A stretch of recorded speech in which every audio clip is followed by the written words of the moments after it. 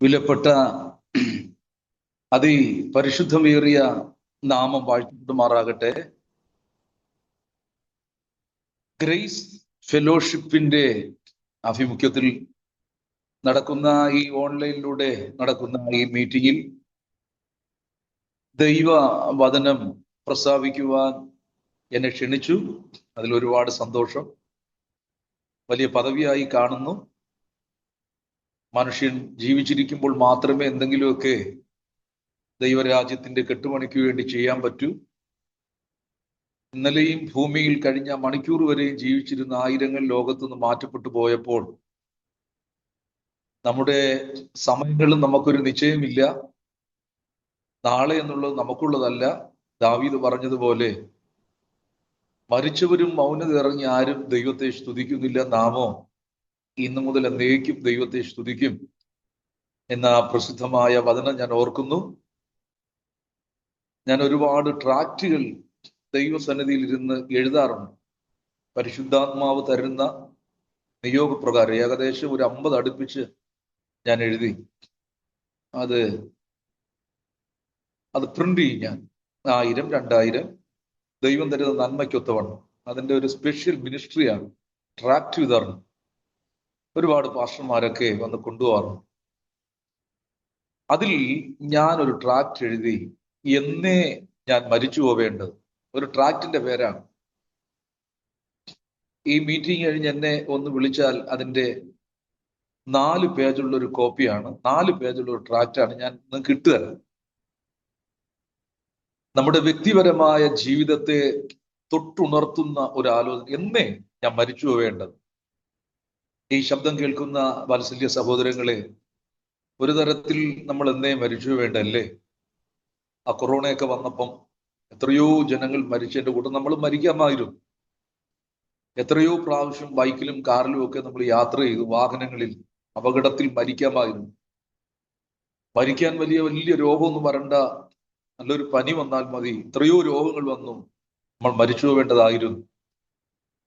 ഇല്ലെങ്കിൽ നമ്മൾ സ്വയം ഒരു പ്രത്യേക സമയം നമ്മൾ സ്വയം മരിക്കാമായിരുന്നു. ചിന്തിച്ചു നോക്ക്, എന്തെല്ലാം തരം നമ്മുടെ മുമ്പിൽ മരിക്കാമായിരുന്നു. അതുമായിട്ട് ബന്ധപ്പെട്ടാണ് എഴുതിയത്, എന്നേ ഞാൻ മരിച്ചു പോവേണ്ടത്. അത് വളരെ പ്രസിദ്ധമായൊരു കൃതിയാണ്. അതെന്റെ അനുഭവമാണ് ഞാൻ വെച്ച്, നമ്മുടെയൊക്കെ അനുഭവം. അതങ്ങനെ പറയാൻ കാരണം, നമുക്ക് ഓരോ ദിവസവും ദൈവം തരുന്നത് ഒരു ഗ്രേസ്, നമ്മുടെ കൂട്ടായ്മയുടെ പേര് പോലെ ഒരു കൃപയാണ്. ഓരോ ദിവസവും രാവിലെ എഴുതിക്കുമ്പോൾ ദൈവം നമുക്ക് സൗജന്യമായി ഒന്നുകൂടി തരുന്ന ദിവസം. അപ്പോ ഓരോ ദിവസവും ദൈവം തരുമ്പോൾ എന്തെങ്കിലുമൊക്കെ ദൈവത്തിന് വേണ്ടി, ദൈവരാജ്യത്തിന്റെ കെട്ടുപണിക്ക് വേണ്ടി ചെയ്യണം എന്നുള്ളത് നമ്മളെയൊക്കെ ആഗ്രഹമാണല്ലോ. എന്തായിരുന്നാലും ഇങ്ങനെ ഒരു അവസരം ഒരുക്കി തന്ന വാത്സല്യ മീനസൃഷ്ടിക്ക് ഒരിക്കൽ കൂടെ നന്ദി പറയുന്നു. എല്ലാവരെയും ദൈവം ഒരുപാട് അനുഗ്രഹിക്കട്ടെ. വിശേഷിച്ച് ഞാൻ പറയുന്നത് കേൾക്കാമല്ലോ? കേൾക്കുന്നു എല്ലാവരും? ആ, നമ്മളിങ്ങനെ ചോദിച്ചല്ല കാര്യങ്ങൾ നടക്കും. കാരണം നമ്മളിങ്ങനെ പ്രസംഗിച്ചു പറഞ്ഞുകൊണ്ടിരിക്കും, നിങ്ങൾ കേട്ടില്ലെങ്കിലോ. എന്തായിരുന്നാലും ഇതിൽ പങ്കെടുക്കുന്ന എല്ലാവരെയും ഓർത്ത് ഞാൻ കർത്താവിനെ സ്തുതിക്കുന്നു. വിശേഷിച്ച് നമ്മുടെ ഈ മരുഭൂമി യാത്ര, ദൈവശബ്ദം തന്നെയാണ് നമ്മെ.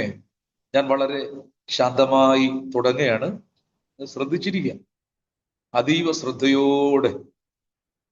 അപ്പോ ഈ മരുഭൂമി യാത്രയിൽ നമ്മളെ ബലപ്പെടുത്തുന്നത് ദൈവവചനം തന്നെയാണ്. ഇനി വേറെ ആരൊക്കെ എന്തൊക്കെ നമ്മോട് പറഞ്ഞാലും, എന്തെല്ലാം ശബ്ദം കേട്ടാലും, ദൈവശബ്ദം നമ്മൾ കേട്ടില്ലെങ്കിൽ നമ്മൾ ക്ഷീണിച്ചു പോകും, ബലഹീനമാണ്. അപ്പോ വീണ്ടും ഏലിയ ഒരിക്കൽ ചൂരച്ചെടിയുടെ മൂട്ടിൽ കിടന്ന് പറഞ്ഞു, മരിച്ചാൽ മതി യഹോവേ. കനലിൽ ചുട്ട അട ദൂതൻ മുഖാന്തരം കൊടുത്തപ്പോൾ സംഭവിച്ചത്, 40 ദിവസം താൻ ആത്മശക്തിയോടെ യാത്ര ചെയ്തു, പോരേബോളം ചെന്നു. ചിലപ്പോഴൊക്കെ നമ്മൾ കഴിക്കുന്ന ആഹാരം, അതിന്റെ പവർ, അതിന്റെ ശക്തി 2 3 മണിക്കൂറേ, അല്ലെ 4 5 മണിക്കൂർ നിൽക്കുക, അല്ലെ ഒരു ദിവസം 2 ദിവസം.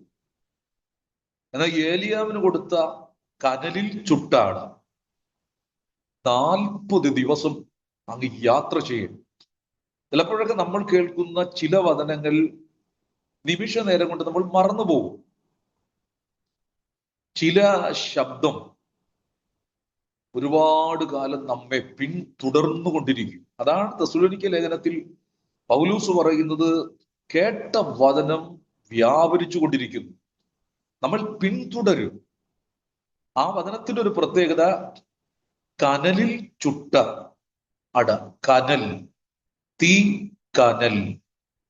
തീയിലൂടെ ചില ആർക്കുമില്ലാത്ത ചില പ്രതിസന്ധിയിലൂടെ, പ്രതികൂലത്തിലൂടെ കടന്നു പോകുന്ന ചില ആൾക്കാരുടെ വചനങ്ങൾ, അത് കേൾക്കുമ്പോൾ അറിയാം, കേട്ടുകൊണ്ടിരിക്കുമ്പോൾ അറിയാം ഇത് സാധാരണ മെസ്സേജ് ആണോ, തീയിൽ ചുട്ടെടുത്ത അടയാണ്. കേൾക്കാൻ വലിയ ഇമ്പവും വലിയ സാഹിത്യവും ഇല്ലെങ്കിലും അതവരെ ടച്ച് ചെയ്യും. ഭയങ്കര ശക്തിയായിരിക്കും. അപ്പോ ഞാൻ നിങ്ങളുടെ മുമ്പിൽ ഇത് പറയുമ്പോൾ ഒരുപാട് തീ കനലിലൂടെ ഞാനും യാത്ര ചെയ്തിട്ടുണ്ട്. ഒരുപാട് ഒരുപാട് ഒരുപാട്. ഈ ശബ്ദം കേൾക്കുന്ന നിങ്ങളും ഒക്കെ ഒരുപാട് ദൈവം അനുഗ്രഹിച്ചു എങ്കിൽ പിന്നിൽ ഒരുപാട് ദുഃഖങ്ങളും വേദനകളും ഒക്കെ കടന്നു പോയവരായിരിക്കും. മറ്റുള്ളവർക്ക് ആശ്വാസമായിരിക്കട്ടെ. ഞാൻ അങ്ങനെ വിശ്വസിക്കുന്നു. എലിയാവിന് കനലിൽ ചുട്ട അട പോലെ നമുക്ക് ബലമുണ്ടായി കാലം ഈ വചനത്തിൽ ബലപ്പെട്ട് മുന്നേറുവാൻ ദൈവം കൃപ നൽകട്ടെ. വളരെ ജാഗ്രതയോടെ ശ്രദ്ധയോടെ ദൈവസന്നിധിയിലായിരിക്കാം. വിശേഷിച്ചും ഈ ആസ എന്ന് പറയുന്ന ഒരു രാജാവ് ഉണ്ടായിരുന്നു. പഴയ നിയമം വായിക്കുമ്പം യഹൂദയിൽ ഒരു രാജാവാണ്. താൻ എപ്പോഴും ദൈവത്തിൽ ആശ്രയിച്ച് ജീവിക്കുന്ന ഒരു മനുഷ്യനായിരുന്നു. ഒരു ചെറിയ കാര്യത്തിനു വേണ്ടി പോലും, രാജാവാണെങ്കിൽ പോലും ദൈവത്തിൽ ആശ്രയിക്കുക. അങ്ങനെ ദൈവത്തിൽ ആശ്രയിച്ചു യുദ്ധങ്ങളിലൊക്കെ പങ്കെടുത്തു. എല്ലാവരുടെയും ഭയങ്കര ജയമായിരുന്നു. ആസയുടെ ചരിത്രം നിങ്ങൾ വായിച്ചാൽ മനസ്സിലാവും. അദ്ദേഹത്തിന്റെ കാലഘട്ടം എനിക്ക് തോന്നുന്നൊരു 16ഓളം രാജാക്കന്മാർ യഹൂദയിൽ ഭരിച്ചു. ചിലർ 19 എന്ന് പറയുന്നു. 19 മത്തായി സുവിശേഷം 1-ാം അധ്യായം തുടക്കത്തിൽ വായിച്ചാൽ കാണാം. അതിൽ ആസ എന്ന് പറയുന്ന രാജാവിന്റെ കാലഘട്ടം യഹൂദയിൽ ഒരു സുവർണ കാലഘട്ടമായിരുന്നു. ഭയങ്കര ഉണർവിന്റെ കാലഘട്ടമായിരുന്നു. അദ്ദേഹം രാജാവ് എപ്പോഴും ദൈവത്തിൽ ആശ്രയിക്കും. പക്ഷേ ഒരു സുപ്രഭാതത്തിൽ ഇസ്രായേലുമായി ഒരു യുദ്ധമുണ്ടായി. ഇസ്രായേൽ യഹൂദ അന്ന് ഭയങ്കര പിണക്കത്തിലായിരുന്നു. ശലോമോന്റെ കാലശേഷം രാജ്യം രണ്ടായി പിളർന്നു പോയ ചരിത്രം നമുക്കറിയാം. അങ്ങനെ യഹൂദയുടെ ബന്ധു ശത്രുക്കളായിരുന്നു, സ്വന്തം സഹോദരങ്ങളായിരിക്കുന്ന ഇസ്രായേൽ യുദ്ധത്തിന് വന്നു. അപ്പോ യുദ്ധമെന്ന് കേട്ടവിടെ മുട്ടുമടക്കി ദൈവത്തോട് പ്രാർത്ഥിക്കുന്ന, കരയുന്ന, ഉപവസിക്കുന്ന ആസ പെട്ടെന്ന് മിശ്രയുമായും മറ്റ് അടുത്ത അരാം രാജ്യവുമായി കൂട്ടുപിടിച്ച് ഇസ്രായേലിനോട് യുദ്ധത്തിന് കടന്നുപോയി. പക്ഷേ അങ്ങനെ അയൽ രാജ്യങ്ങളുമായി ഒരിക്കലും കൂട്ടുപിടിച്ച് യുദ്ധം ചെയ്യേണ്ട ഒരു ആവശ്യമില്ല. ആസയ്ക്ക് മുട്ടുകുത്തി ദൈവത്തോട് പ്രാർത്ഥിച്ചാൽ മതി, ദൈവം അത്ഭുതങ്ങൾ പ്രവർത്തിക്കും. കാരണം പഴയ നിയമത്തിലുമൊക്കെ നമുക്ക് ബലമേറിയ വചനമാണ്, യുദ്ധം യഹോവയ്ക്കുള്ളത്. നമ്മൾ മുട്ടുകുത്തിയ ദൈവം നമുക്ക് വേണ്ടി പ്രവർത്തിക്കും എന്നുള്ളത് യാഥാർത്ഥ്യം. അങ്ങനെ ആയിരുന്ന ആസ എന്ത് ചെയ്യുന്നറിയാമോ? ദൈവത്തിൽ ആശ്രയിക്കുന്നതിന് പകരം അപ്പോ ദൈവം ഒരു പ്രവാചകനെ, ദർശകനെ ആസയുടെ അടുക്കൽ അയച്ചിട്ട് ഇങ്ങനെ ഒരു പദം പറഞ്ഞു: യഹോവയുടെ കണ്ണ് തങ്കൽ, ഏകാഗ്ര ചിത്തന്മാരായിരിക്കുന്നവർക്ക് വേണ്ടി തന്നെത്താൻ ബലവാനെന്ന് കാണിക്കേണ്ടതിന് ഭൂമിയിൽ എല്ലായിടവും ഉടാടിക്കൊണ്ടിരിക്കുന്നു. നീ ദൈവത്തിൽ ആശ്രയിക്കാതെ ഈ അന്യ വ്യക്തികളും രാജ്യങ്ങളുമായി ചേർന്നത് കൊണ്ട് ഇനി നിനക്ക് യുദ്ധമുണ്ടാകും. ദൈവകോപം വെളിപ്പെട്ടു, കാലിൽ ദീനം വന്നു, വൈദ്യന്മാരെ ആശ്രയിച്ചു, ആസ മരിച്ചുപോയി. ഇതിനകത്തുള്ള ഒരു ചെറിയ വചനം നമ്മുടെ ജീവിതത്തിൽ കൊടുങ്കാറ്റ് പോലെ നമുക്ക് അനുഗ്രഹം വരുത്തുന്ന വചനം. അതിങ്ങനെയാണ്: യഹോവയുടെ കണ്ണ് തങ്കൽ എന്ന് പറഞ്ഞാൽ ദൈവത്തിൽ, വചനത്തിൽ, കേൾക്കുന്ന ദൂതിൽ. യഹോവയുടെ കണ്ണ് തങ്കൽ, ഏകാഗ്ര ചിത്തന്മാരായിരിക്കുന്നവർക്ക് വേണ്ടി എന്ന് പറഞ്ഞാൽ നമ്മൾ വായിക്കുന്ന വചനം, കേൾക്കുന്ന വചനങ്ങൾ, ഒരു പാട്ടാകട്ടെ, അതിൽ ഏകാഗ്രതയുള്ള വ്യക്തികൾക്ക് വേണ്ടി അടുത്ത് തന്നെത്താൻ ബലവാനെന്ന് കാണിക്കേണ്ടതിന് ദൈവം ഭൂമിയിൽ ഊടാടിക്കൊണ്ടിരിക്കുന്നു. അപ്പോ ആസ എന്ന് പറയുന്ന രാജാവ് ഏകാഗ്രതയോടെ ദൈവമുഖം അന്വേഷിച്ചെങ്കിൽ വലിയ നന്മയുണ്ടാകുമോ? ഈ വയ്യവേളയിൽ ഈ വചനവുമായി ബന്ധപ്പെട്ട ഒരു 2-3 വചനങ്ങൾ പറഞ്ഞ് നമുക്ക് പ്രാർത്ഥിക്കാം. എന്താണ് ഞാൻ പറയാൻ പോകുന്നത്? ഏകാഗ്ര ഹൃദയം, ശ്രദ്ധയോടെ നമ്മുടെ ജീവിതം, ആത്മീയ ജീവിതം ജാഗ്രതയോടെ, ഒന്നുകൂടെ ഏകാഗ്രതയോടെ, അതീവ ശ്രദ്ധയോടെ ഞാനും നിങ്ങളും ആത്മീയ ജീവിതം നയിച്ചാൽ നമ്മുടെ ജീവിതത്തിൽ വരുന്ന ദിവ്യമായ ചില അനുഗ്രഹങ്ങളെ കുറിച്ച് പറയാം. ഒന്നുകൂടെ ഞാൻ പറയാം. ഒരു ഏകാഗ്ര ഹൃദയം ഒരു ദൈവത്തിന്റെ പൈതലിനുണ്ടെങ്കിൽ, ഏകാഗ്ര ഹൃദയം, ഒന്നുകൂടെ ദൈവവചനത്തിൽ, ആത്മീയ കാര്യങ്ങളിൽ, എല്ലാ മണ്ഡലങ്ങളിലും നമുക്കൊരു ഏകാഗ്രതയുണ്ടെങ്കിൽ ആ വ്യക്തിയുടെ ജീവിതത്തിൽ വരുന്ന വിപ്ലവകരമായ വ്യത്യാസം, അസാധാരണമായിരിക്കുന്ന പരിശുദ്ധാത്മാവിന്റെ ശക്തി, ദൈവത്തിന്റെ കൃപ, പിന്നെ ഭൗതികമായിരിക്കുന്ന നന്മകൾ ഒരുപാടുണ്ട്. ഇത് പലപ്പോഴും ഞാൻ മനസ്സിലാക്കുന്നു, ഈ പറയാൻ പോകുന്ന വിഷയം ഏകാഗ്രത, ജാഗ്രത പലർക്കും ഇന്ന് വളരെ കുറവാണ്. ഇതുമായി 2-3 വചനം പറഞ്ഞൊരു ഫൗണ്ടേഷൻ പോലെ ഇട്ടേച്ച് പ്രധാനപ്പെട്ട ആലോചനയിലേക്ക് വരാം. എല്ലാം ദൈവിക ആലോചന തന്നെയാണ്. മോശെ 6-ാം അധ്യായം, ആവർത്തന 6-ന്റെ വായിക്കട്ടെ, നിങ്ങൾ കേട്ടുകൊണ്ടിരുന്നാൽ മതി. 5-ൽ ഇങ്ങനെ എഴുതിയിരിക്കുന്നു: ആകയാൽ ഇസ്രായേലേ, നിനക്ക് നന്നായിരിക്കേണ്ടതിനും നിന്റെ പിതാക്കന്മാരുടെ ദൈവമായ യഹോവ അരുളി ചെയ്തതുപോലെ പാലും തേനും ഒഴുകുന്ന ദേശത്തിൽ നീ ഏറ്റവും വർദ്ധിക്കേണ്ടതിനും കേട്ട് ജാഗ്രതയോടെ അനുസരിച്ച് നടക്കാം. ഇസ്രായേൽ ജനത്തോട് കനാൻ ദേശത്തിന്റെ പടിവാതിൽക്കൽ ഇസ്രായേൽ ജനം ഇപ്പൊ എത്തിയിരിക്കുകയാണ്. ഫറവോന്റെ സാമ്രാജ്യത്തിൽ നിന്ന് ഇറങ്ങി തിരിച്ച് 40-ാം സംവത്സരം 11-ാം മാസം, എന്ന് പറഞ്ഞാൽ 40 സംവത്സരം കഴിഞ്ഞു. ഇനി 41-ലേക്ക് കയറാൻ പോവുകയാണ്. പക്ഷെ 41-ൽ കടന്നില്ല. അതിന്റെ തൊട്ടു മുന്നോടി യോർദാൻ കടന്നു. അടുത്ത് നമ്മൾ കയറാൻ പോകുന്നത് കനാൻ ദേശത്തിലേക്കാണ്. തൊട്ടു മുന്നോടിയായി വളരെ പ്രായാധിക്യമുള്ള മോശ അവരോട് പറഞ്ഞൊരു വചനമാണ്: ആകയാൽ ഇസ്രായേലേ, നിനക്ക് നന്നായിരിക്കേണ്ടതിന്, നീ ഏറ്റവും വർദ്ധിക്കേണ്ടതിന് കേട്ട് ജാഗ്രതയോടെ അനുസരിച്ച് നടക്കാൻ.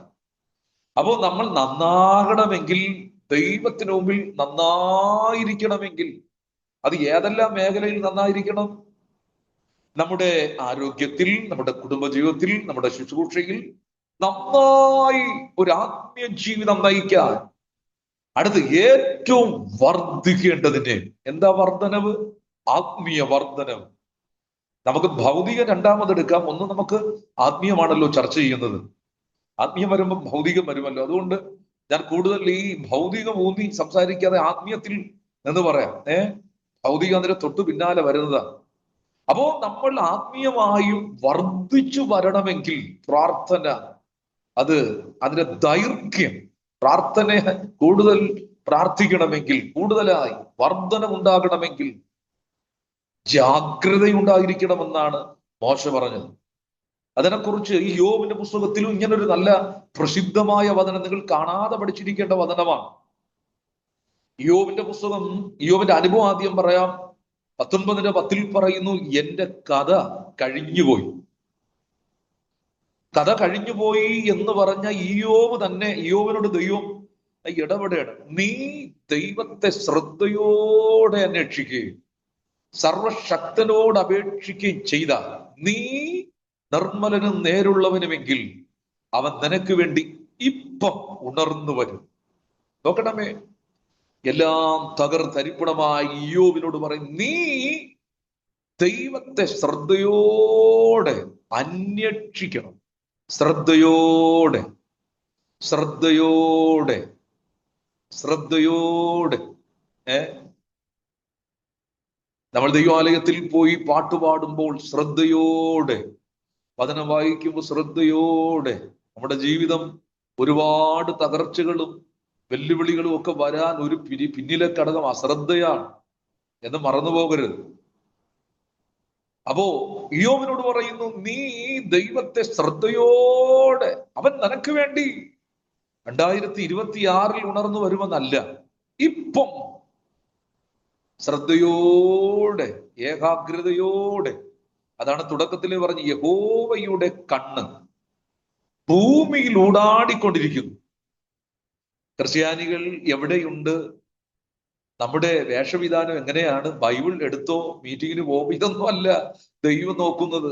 നിനക്ക് നിന്റെ മനസ്സ് ദൈവിക കാര്യത്തിൽ ഏകാഗ്രതയുണ്ടോ? അവനിലൂടെ ദൈവം ബലവാനായി വെളിപ്പെട്ടു വരും. അപ്പോ ശലോമോനും അതിനെക്കുറിച്ച് ഒരു വചനം പറയുന്നു, മകനെ, എന്റെ വചനത്തിന് ശ്രദ്ധ തരിക, എന്റെ മൊഴികൾക്ക് നീ ചെവി ചായ്ക്കാൻ. അവൻ നിന്റെ ദൃഷ്ടിയിൽ നിന്ന് മാറിപ്പോകരുത്, നിന്റെ ഹൃദയത്തിന്റെ നടുവിൽ അതിനെ സൂക്ഷിക്കാൻ. അടുത്തു പറയുന്നു, അവയെ കിട്ടുന്നവന് ജീവൻ, സർവദേഹത്തിന് സൗഖ്യവുമാണ്. നോക്കണമേ, ആരോഗ്യവും സൗഖ്യവും പ്രാപിക്കാൻ നമ്മൾ എങ്ങും ഓടണ്ടെന്നേ. മകനെ, ദൈവത്തിന്റെ വചനം നീ ശ്രദ്ധയോടെ, വചനത്തിന് ശ്രദ്ധ തരിക. ഞാനിത് ശാന്തമായി പറയുന്നതേ, കാരണം ഭയങ്കര ഒരു സ്പീഡ് കൂട്ടി അങ്ങ് പോകാൻ അറിയാം. എങ്കിലും എന്തോ ആത്മാവിൽ അങ്ങനെ ഒരു പറയേണ്ട, പയ്യെ പോയാൽ മതി കേട്ടോ. നമ്മൾ ഒരുപാട് കേട്ട് എല്ലാം മറക്കുന്നതിനേക്കാളും കേൾക്കുന്ന വചനം. അപ്പോൾ 3 വചനം പറഞ്ഞത് ഹൃദയത്തിൽ സംഗ്രഹിക്കണേ. ആവർത്തനം 6:3, ഇയ്യോബ് 8-8 5, 6, 7. പിന്നെ സദൃശ്യവാക്യം 3-ാം അധ്യായം 4-ാം അധ്യായം 21 മുതൽ മകനെ, വചനത്തിന് ശ്രദ്ധ തരിക. അപ്പോ ശ്രദ്ധ എന്നുള്ള വിഷയം ഭയങ്കരമാണ്, ഭയങ്കര അനുഗ്രഹമാണ്. അതുകൊണ്ട് അതീവ ശ്രദ്ധയോടെ, ജാഗ്രതയോടെ, ഏകാഗ്രതയോടെ ദൈവസന്നിധി. അതുമായി ബന്ധപ്പെട്ട് നമുക്കൊരു വചനം വായിക്കേ. ഇതുമായി ബന്ധപ്പെട്ട് ഒരുപാട് വചനങ്ങൾ ഇങ്ങനെ പറഞ്ഞുകൊണ്ടിരിക്കുക. നമ്മുടെ സമയത്തിന്റെ പരിമിതി മുഖാന്തരം 1 ദിനവൃത്താന്തം 29 അതിന്റെ 19-ാമത്തെ വാക്യം വായിക്കാം. ഒന്ന് വായിക്കണേ. എന്റെ മകനായ ശലോമോൻ, നിന്റെ കൽപ്പനകളും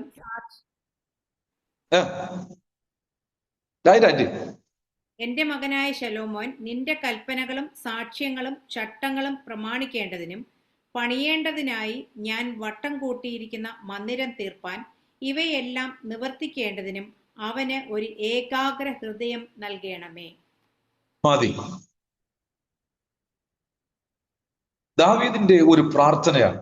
ദാവീദ് എന്ന് പറയുമ്പം അതേ അധ്യായത്തിൽ തന്നെ എഴുതിയിരിക്കുന്നു, ലാസ്റ്റിൽ വരുമ്പോൾ കാണുന്നത്, നന്നാ വയസ്സ് ചെന്നു, ആയുസ്സും ധനവും മാനവും തികഞ്ഞു.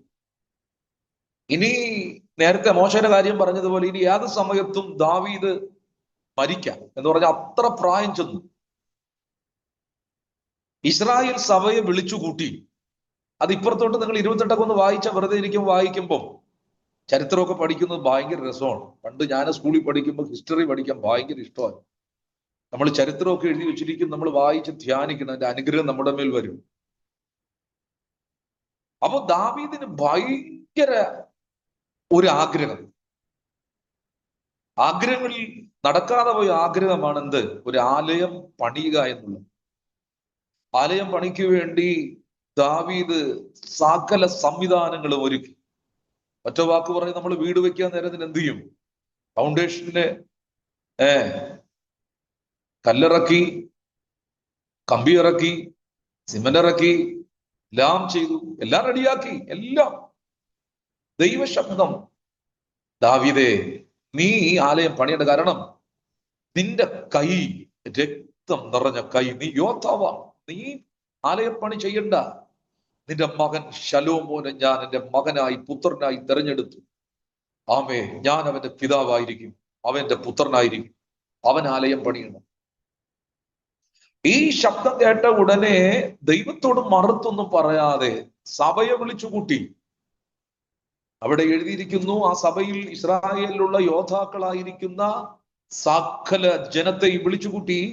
29:1 കേട്ടുകൊണ്ടിരുന്നാൽ മതി. അവിടെ എഴുതിയിരിക്കുന്നു, ദാവീദ് സർവസഭയോടും പറഞ്ഞത്, ദൈവം തന്നെ തെരഞ്ഞെടുത്തിരിക്കുന്ന എന്റെ മകൻ ശലോമോൻ ചെറുപ്പവും ഇളം പ്രായവും ഉള്ളവൻ. അടുത്ത്, അവന്റെ പ്രവൃത്തി വലിയതാകും.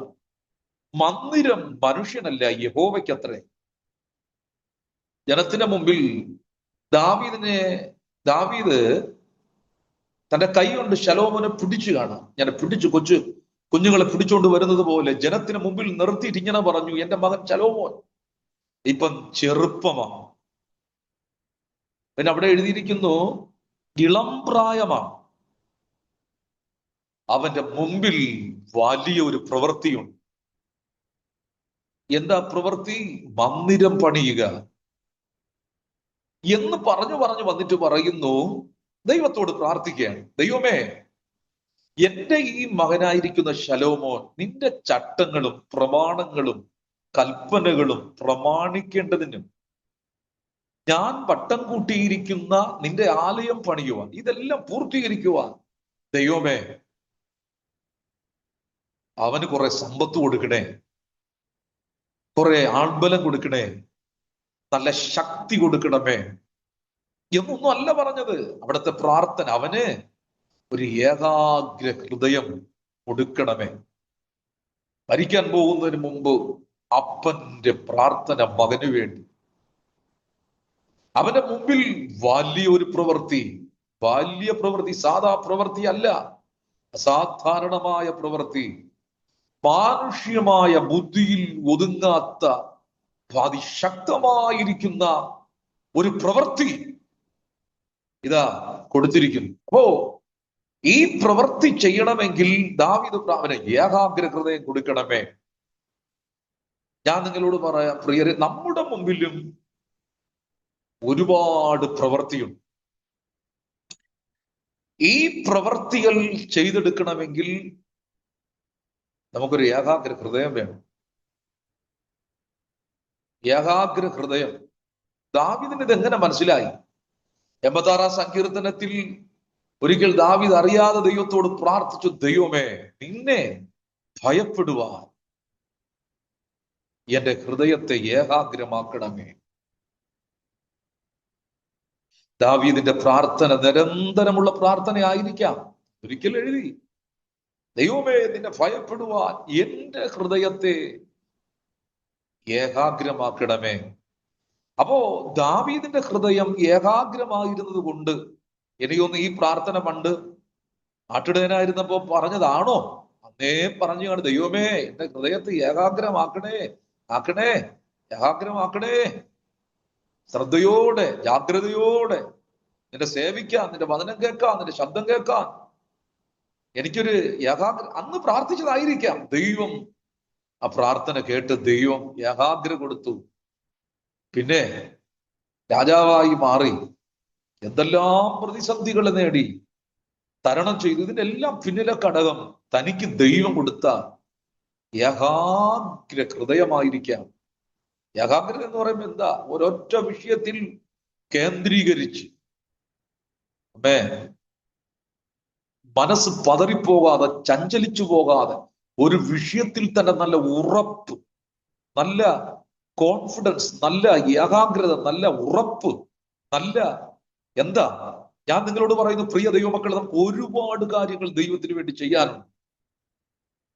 നമ്മുടെ ദേശം ഒരുപാട് പേർ മദ്യത്തിലും മയക്കുമരുന്നിലും ഒക്കെ അടിമപ്പെട്ട് ഒരുപാട് പേർ ക്രിസ്തുവിനെ കണ്ടെത്താതെ യാത്ര ചെയ്ത് നിത്യ നരകത്തിൽ പോകുമ്പോൾ നമ്മളൊക്കെ ഇങ്ങനെ വീണ്ടും വീണ്ടും നന്മയ്ക്കായി, അനുഗ്രഹത്തിനായി ഒക്കെ നമ്മൾ ഓടിക്കൊണ്ടിരിക്കുമ്പോൾ, ആത്മാക്കൾ നഷ്ടപ്പെട്ടു പോകുമ്പോൾ, പ്രിയരെ, നമുക്ക് ചുറ്റുപാടുമുള്ളവർ, കണ്ടെത്തുന്നവർ, കണ്ടുമുട്ടുന്നവരൊക്കെ നമ്മുടെ ഒരു വാക്കിലൂടെ ക്രിസ്തുവിൽ വരാൻ, ഒരു ഏകാഗ്ര ഹൃദയം ഉള്ളവന്റെ ഒരു വാക്കിനകത്തും ദൈവത്തിന്റെ ഭയങ്കര അഭിഷേകമായിരിക്കും.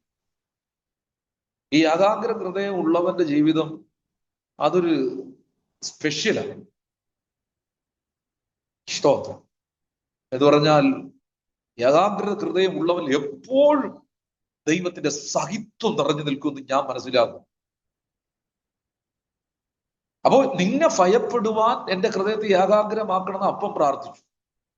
അപ്പം പറയുന്നു നിന്നെ ഭയപ്പെടണം. ഏകാഗ്ര ഹൃദയം നൽകിയപ്പം അപ്പൻ ഭയമുണ്ടായി. അതുകൊണ്ടാണ് താൻ എഴുതിയത്, യഹോവ ഭക്തനായ പുരുഷൻ അവൻ തിരഞ്ഞെടുക്കേണ്ട വഴി ഞാൻ കാണിച്ചു കൊടുക്കും. അതിൽ ഒരു വാക്ക് ഇങ്ങനെയാണ്, യഹോവയുടെ സഹിത്വം തന്റെ ഭക്തന്മാർക്കുണ്ടായിരിക്കും. കണ്ടോ, സഹിത്വം. ഏകാഗ്ര ഹൃദയം ദാവീദിനുണ്ടായപ്പോൾ താൻ പറയുന്നു സഹിത്വം ഉണ്ടാകും. ഈ ശബ്ദം കേൾക്കുന്ന ഞാൻ നിങ്ങളോട് ഒന്ന് ചോദിക്കാം, സഹിത്വം എന്ന് പറയുമ്പോൾ എന്താണ്? ഭയങ്കരമായ വ്യക്തി ബന്ധത്തെയാണ് സഹിത്വം, സാന്നിധ്യം എന്ന് പറയുന്നത്. സഖി എന്നുള്ള പദം കൂട്ടാളിക്ക് കൊടുക്കുന്ന പദമാണ്.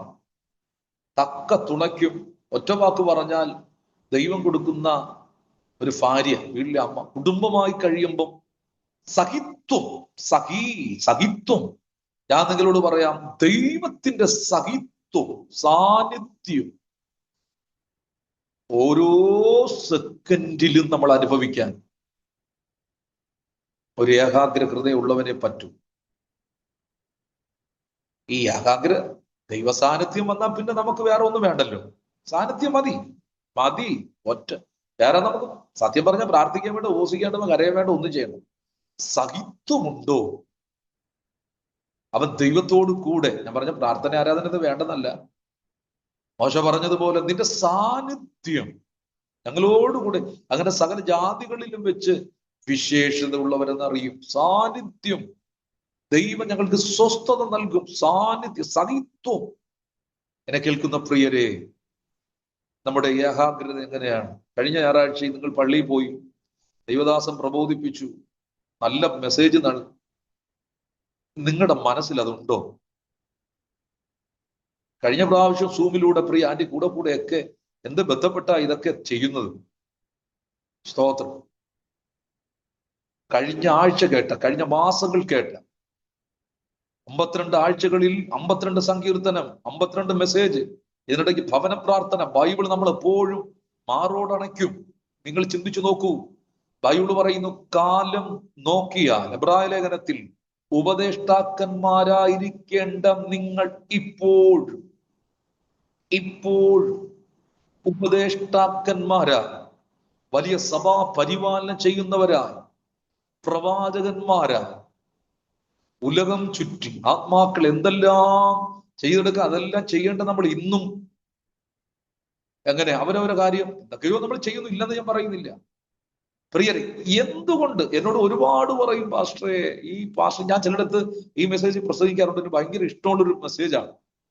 ഇപ്പം കുറെ കാലം കൊണ്ട് അങ്ങനെ, ഇത് പണ്ടത്തെ ഒരു മെസ്സേജാണ്. ഇത് പെട്ടെന്ന് വൈകുന്നേരം ഞാൻ എടുത്തു വെച്ച് ഒന്നുകൂടെ നോക്കി, ആത്മാവിലൊക്കെ അല്പം ഒന്ന് നോട്ട് ചെയ്ത് പ്രാർത്ഥിച്ചെന്നേ ഉള്ളൂ. പണ്ടത്തെ ഒരു മെസ്സേജ് എനിക്ക് ഭയങ്കര ഇഷ്ടമാണ്.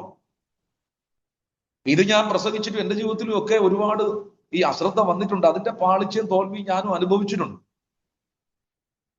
പ്രിയരെ, ഞാൻ നിങ്ങളോട് പറയാം, ഏകാഗ്രത, ശ്രദ്ധയോടെ. അതാണ് ഇവിടെ പറയുന്നത്. ശലോമോനോട് പറയുന്നത്, ദൈവമേ, അവന് വേറെ ഒന്നും നീ കൊടുക്കണ്ട, ഒന്നും.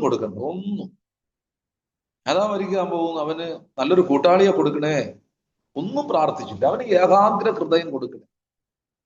ഏകാഗ്ര ഹൃദയം ഉണ്ടെങ്കിൽ അവൻ രക്ഷപ്പെട്ടു. ഒരുപാട് വചനം കേൾക്കണ്ട. കേട്ട് ഒറ്റ വചനം മതിയല്ലോ. നമ്മുടെ ഹൃദയത്തിൽ അത് തന്നെ ഇരിക്കും.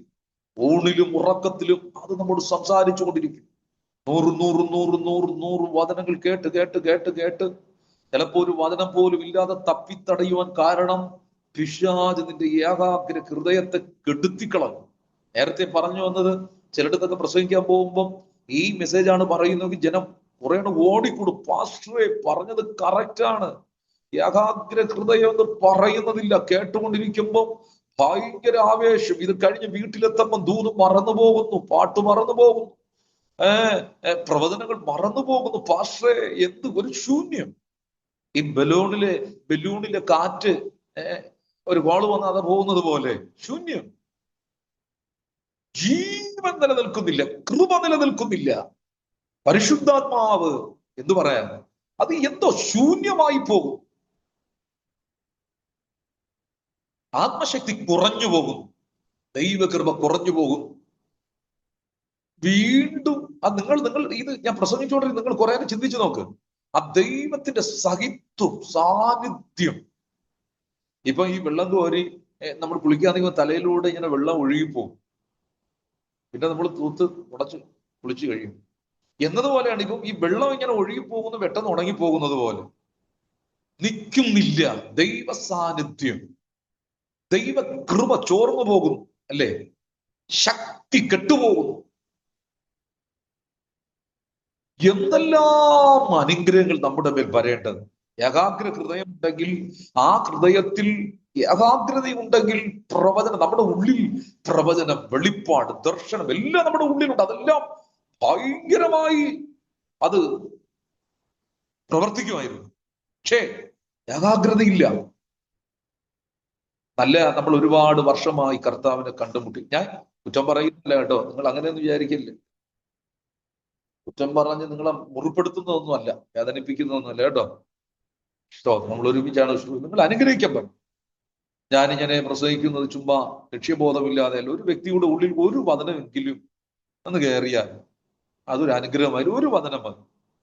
പ്രിയരെ, നിങ്ങൾ പ്രാർത്ഥിക്കും. രാവിലെ എഴുന്നേറ്റ് വരുമ്പം ആദ്യം നിങ്ങൾ ഉണർന്നു വന്നവിടെ പറയേണ്ട ചില വചനങ്ങളൊക്കെ ഉണ്ട്. അതൊന്നും ഇങ്ങനെയാണ്: ദൈവമേ, എനിക്ക് നിന്റെ കൃപ മതി. എന്റെ വായിക്കൊരു കാവൽ നിർത്തി അതരദൂരം കാക്കണമേ. എന്റെ വായിലെ വാക്ക്, ഹൃദയത്തിലെ ധ്യാനം നിങ്ങൾ പ്രസാദകരമായിരിക്കണമേ. തലയിൽ കൈവച്ചു പറഞ്ഞ നീതിമാന്റെ ശിരസിന്മേൽ അനുഗ്രഹങ്ങൾ വരുന്നല്ലോ, എന്റെ മേൽ അനുഗ്രഹങ്ങൾ വരണമേ. കുറെ കാണാതെ കുറെ വചനമൊക്കെ പഠിച്ചു ഉണർന്ന ഉടനെ അതങ്ങ് പറയണം, പറഞ്ഞുകൊണ്ട് വരണം. അതിന്റെ കൂടെ പറയേണ്ട ഒരു വാക്യമാണ്: ദൈവമേ, എനിക്കൊരു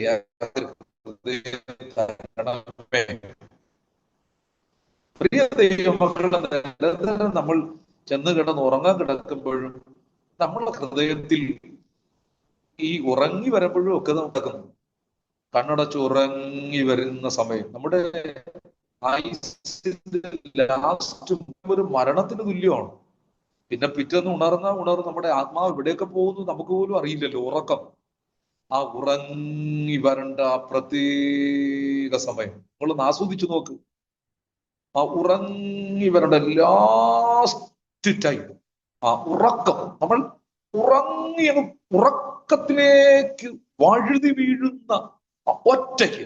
നമ്മളെ കൂടെയുള്ള നമ്മുടെ ഭാര്യയും മക്കളെയും ഒക്കെ ചുറ്റും കിടക്കും, അവരൊക്കെ ഉറങ്ങിപ്പോയി, നമ്മൾ മാത്രം. ഈ സമയം ദൈവ സാന്നിധ്യത്തിൽ നിറയാൻ പറ്റും. നമ്മുടെ ആ ചിന്ത ദൈവ വചനവുമായിട്ട് കണക്ട് ചെയ്യണം. ഞാൻ അങ്ങനെയൊക്കെ ചിലപ്പോൾ അനുഭവിക്കാറുണ്ട്. ഭയങ്കര രസമാണ്. ചിലപ്പോൾ ഈ ഉറങ്ങി കിടക്കുമ്പോഴേ ഈ നോഹ പെട്ടകത്തിൽ കിടക്കുന്നതൊക്കെ ഭാവന കാണും. ഭയങ്കര മഴ. അപ്പൂപ്പൻ ഒരു നല്ലൊരു കട്ടിലൊക്കെ ഉണ്ടാക്കി അതിൽ ഇങ്ങനെ കിടക്കുന്നത്, പുറത്ത് നല്ല മഴ, തണുത്ത അന്തരീക്ഷം, ഇങ്ങനെ കൂർക്കം വലിച്ച് ഇങ്ങനെ ഉറങ്ങുന്നതൊക്കെ ഞാൻ ഇങ്ങനെ ഭാവന കാണാറുണ്ട്. എന്നിട്ട് എന്റെ ഉറക്കത്തെ നോഹയുടെ ഉറക്കം പോലെ ഞാൻ ഇങ്ങനെ ഒന്ന് ആ സാന്നിധ്യം, ഏകാഗ്ര ഹൃദയമുണ്ടെങ്കിൽ ദൈവ സാന്നിധ്യം. ഇന്ന് അനേകർക്ക് ഏകാഗ്രത ഇല്ല എന്നുള്ളത് സത്യം. നമ്മുടെ സഭകളിലൊക്കെ നല്ലൊരു ശതമാനം ആൾക്കാർക്ക് ഏകാഗ്ര ഇല്ലാതെ പിശാചിന്റെ ഏറ്റവും വലിയ തന്ത്രങ്ങളിൽ ഒന്ന് എന്തെന്ന് ചോദിച്ചാൽ ഏകാഗ്രതയെ കെടുത്തുക.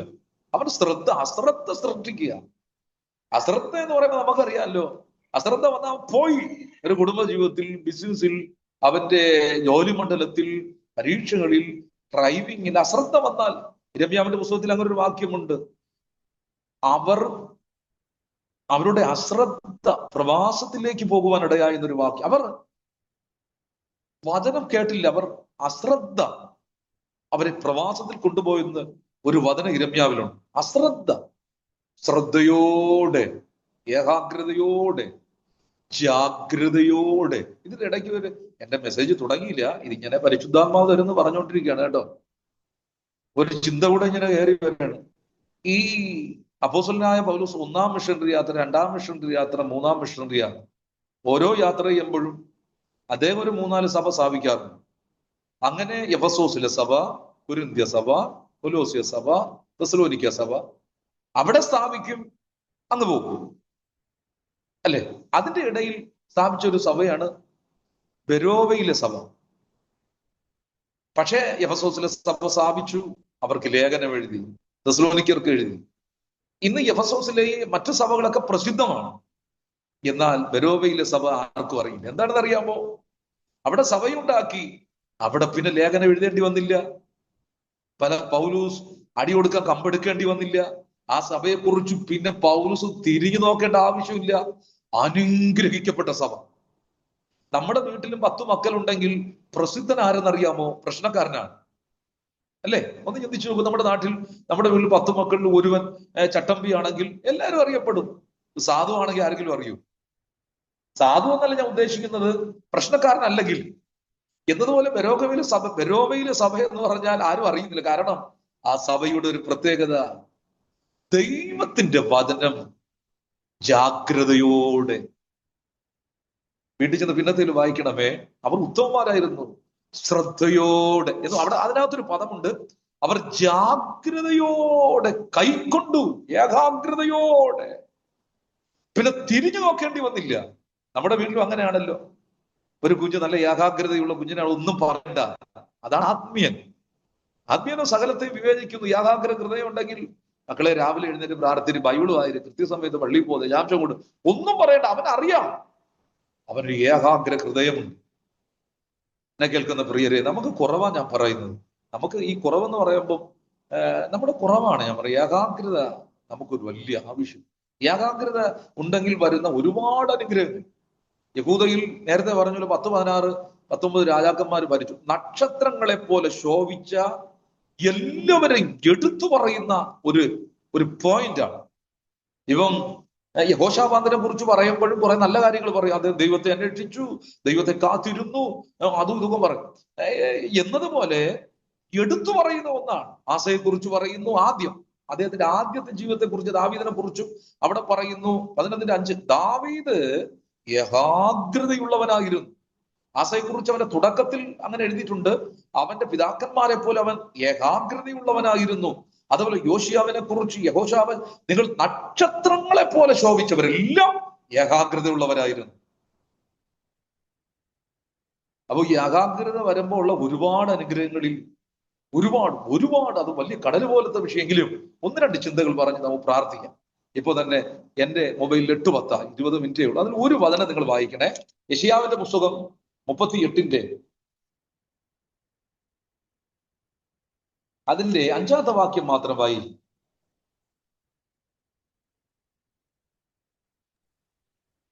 അതിന്റെ 3-ാമത്തെ വാക്യം, സോറി. അയ്യോ യഹോവേ, ഞാൻ വിശ്വസ്തയോടും ഏകാഗ്രതയോടും കൂടെ തിരുമുമ്പിൽ നടന്ന് നിനക്ക് പ്രസാദമാകുന്നത് ചെയ്തിരിക്കുന്ന എന്ന് ഓർക്കണമേ എന്ന് പറഞ്ഞു. മതി. ഈ ചരിത്രം, ഇതിനകത്തുള്ള ചെറിയ ഒരു വിഷയം നിങ്ങൾക്ക് ഞാൻ പരിചയപ്പെടുത്തി തരാം. നമുക്ക് ആയുസ് വേണം, ആരോഗ്യം വേണം, ബലം വേണം, ദീർഘായുസ് വേണം. നമ്മുടെ പട്ടണം ശത്രു കൊണ്ടുപോകരുത്. ഇവിടെ ആസ എന്ന് പറയുമ്പോൾ നമ്മുടെ രാജാവിന്റെ പേര് എന്താ? യെഹിസ്കീയാവ്, 9-ാമത്തെ രാജാവാണ്. നല്ല അനുഗ്രഹിക്കപ്പെട്ട രാജാവാണ്. ഒറ്റ പ്രാർത്ഥനയിൽ 1,85,000 പടയാളികൾ അല്ലേ, ശത്രുവിന്റെ സേനയെ ഒറ്റ പ്രാർത്ഥന. യെശയ്യാവും പ്രാർത്ഥിച്ചപ്പോ എന്ത് ചെയ്തു? ദൂതൻ ഇറങ്ങി. അപ്പോ അതിശക്തനായ ഒരു രാജാവായിരുന്നു, പ്രാർത്ഥന വീരൻ. ഇദ്ദേഹം പെട്ടെന്ന് മരിക്കത്തക്ക ഒരു രോഗം വന്നു. ആ രോഗം എന്താണെന്ന് നിങ്ങൾക്ക് അറിയാമോ? ഞാൻ പിന്നത്തേൽ പറയാം.